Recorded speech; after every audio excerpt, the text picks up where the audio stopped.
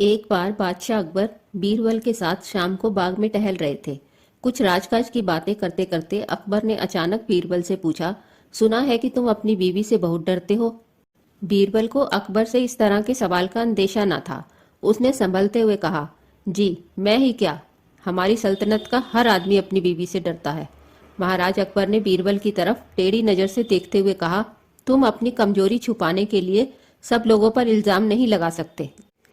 बीरबल ने कहा, बादशाह सलामत, मैं जो भी कह रहा हूँ वह एक कड़वी सच्चाई है।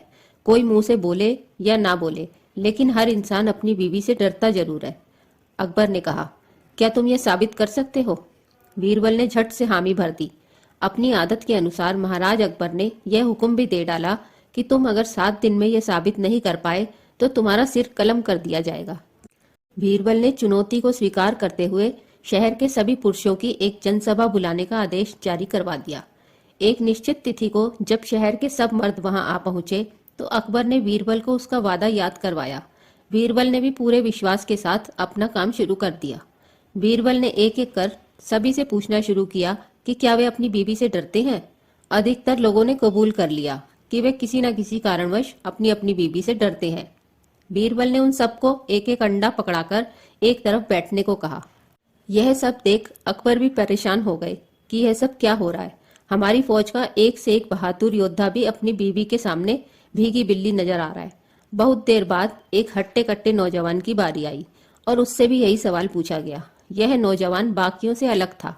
उसने कहा, बीवी से कैसा डरना, बीवी तो पैर की जूती है, उसकी क्या हिम्मत कि मेरे सामने कुछ भी बोल जाए। अकबर को थोड़ी तसल्ली हुई कि चलो कोई तो निकला जिसने इतनी बात कहने की हिम्मत की। जब हर तरीके से उसे परख लिया गया तो बादशाह ने उसे एक काला घोड़ा इनाम में दिया। घोड़ा लेकर वह नौजवान खुशी खुशी अपने घर पहुंचा तो उसकी पत्नी ने हैरान होते हुए कहा, सुबह तो पैदल धक्के खाते हुए गए थे, अब यह घोड़ा किसका उठा लाए हो? नौजवान ने सारा किस्सा पत्नी को बताया। पत्नी ने कहा, तुम्हें तो सारी उम्र अकल ही नहीं आ सकती। अगर इतना बड़ा इनाम जीता ही था तो दरबार से सफेद घोड़ा तो लेकर आते, यह क्या काले रंग का घोड़ा उठाकर ले आए हो? नौजवान ने कहा, बेगम तुम चिंता मत करो, आज बादशाह सलामत मुझसे बहुत खुश हैं। यह लो, मैं अभी घोड़ा बदल कर लाता हूँ। कुछ देर बाद ही वह काला घोड़ा लेकर वापस दरबार में पहुंचा और बीरबल से प्रार्थना करने लगा, मेरी बीबी को यह काला घोड़ा पसंद नहीं है, आप कृपा मुझे सफेद घोड़ा दे दें। बीरबल ने कहा, यह घोड़ा उधर बांध दो और यह अंडा लेकर घर जाओ। बादशाह ने पूछा कि आखिर माजरा क्या है?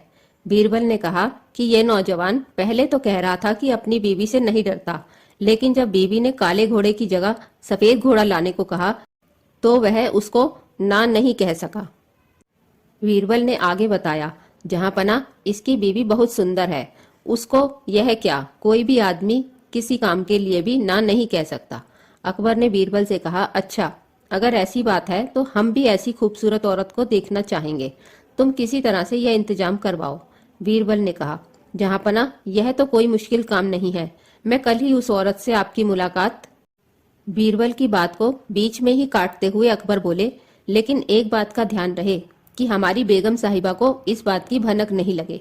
बीरबल ने मुस्कुराते हुए कहा, जहां पना अब आप अकेले ही बचे थे, अब आप भी ये अंडा पकड़े। बादशाह अकबर के पास अब झेपने के अलावा कोई चारा नहीं था। वह मान गए कि हर मर्द अपनी बीवी से डरता है। अगर आपको हमारी कहानी पसंद आई हो तो वीडियो को लाइक और चैनल को सब्सक्राइब करें।